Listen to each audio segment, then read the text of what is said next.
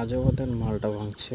আর মালটা সাধারণত কাটার পর গাছে থেকে এইভাবে কেটে কেটে জমিতে ফেলাইছে। দেখুন চারিদিকে অনেক মালটা পড়া। মালটাগুলোর সাইজ অনেক বড় বড় হয়েছে, খুব সুন্দর হয়েছে মালটা। প্রচুর মালটা হয়েছে জমিতে।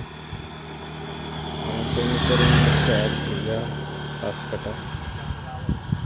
আর সেই তুলনায় প্রচুর মালটা হয়েছে। এই মালটাগুলো পরবর্তীতে কুড়ানো হবে। আমের যে ক্যারেট আছে ক্যারেটে কুড়ানো হবে। অন্যান্য যে চাষি ভাইরা আছে দিন মজুর, তারা মালটা গাছে মালটা কাটছে। দেখুন কত সুন্দর মালটা হয়েছে। এক এক জায়গায় ভরি ভরি হয়ে পড়ে রয়েছে মালটা। সারা জমি ছিটানো আছে এইভাবে মালটা। যেদিকে